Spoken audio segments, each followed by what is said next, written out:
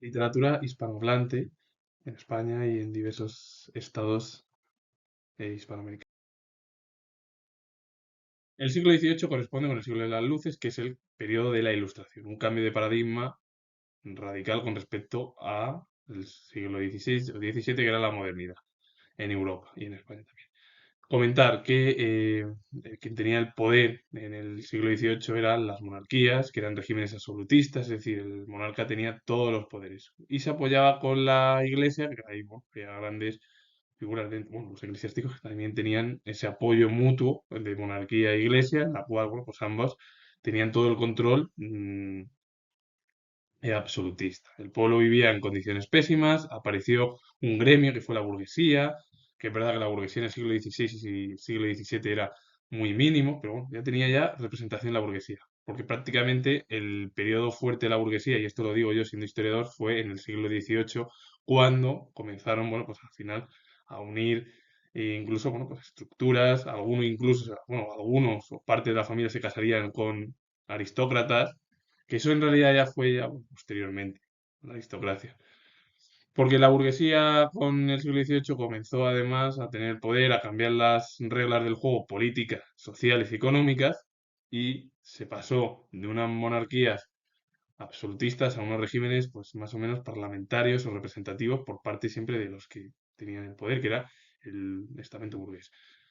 La burguesía tuvo su papel predominante en el siglo XVIII ya, con el periodo de la Edad Contemporánea, en la Revolución Americana en Estados Unidos, en toda América, con el nacimiento de una de las principales potencias del mundo actualmente, como es eh, Estados Unidos, Francia, con la Revolución Francesa, ahí se extendió hacia la independencia de la mayoría de los territorios de Iberoamérica, nuevos paradigmas, nuevas formas de gobierno, que todo ello comenzó, y esto lo digo yo siendo historiador, en la Revolución La Gloriosa del siglo XVII, que fue a finales del siglo XVII en Gran Bretaña, y de ahí pues, empezó a llevar a cabo bueno, pues, una serie de estructuras de los últimos 200 años. Es decir, que son al final gobiernos representativos desde el siglo XIX hasta la...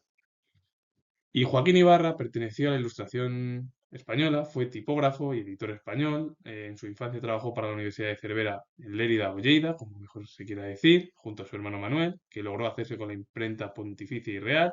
Y el propio Joaquín Ibarra permaneció allí hasta 1742, cuando se desplazó a Madrid, es decir, vino a la capital para trabajar en ese gremio. Y la obra es Diccionario de la Lengua Castellana de 1780, una figura no tan conocida, pero que dejó huella en la Ilustración española. El arte en la modernidad en Hispanoamérica también es primordial comprender.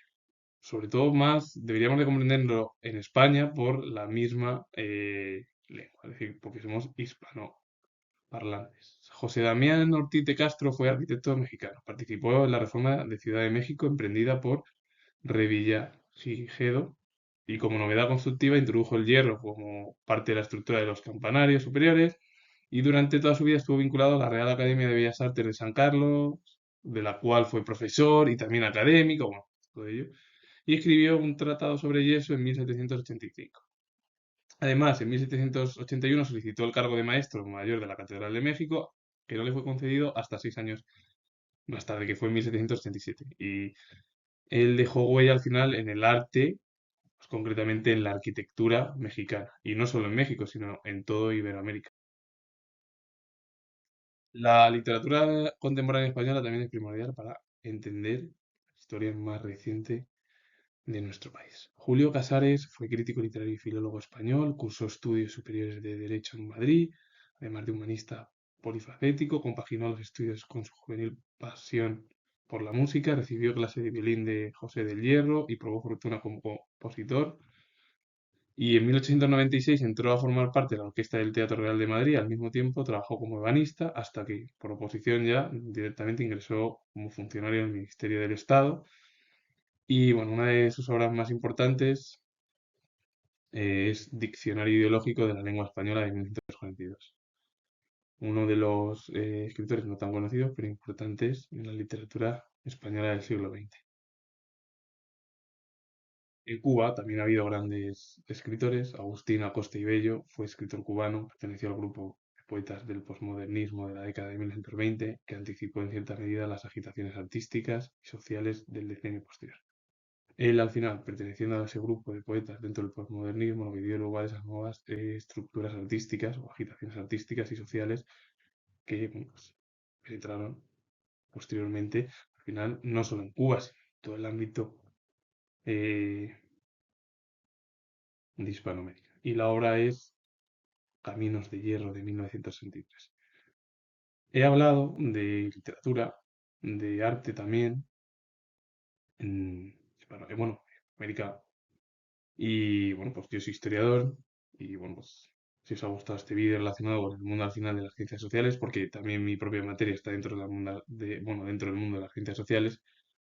Y bueno, lo que intento al final con estos vídeos es enseñar y bueno, pues, también que sean divertidos. Así que si os ha gustado, darle al like, suscribiros, comentar y lo vuelvo a repetir que soy historiador y os mando saludos. Y nos vemos en otra ocasión.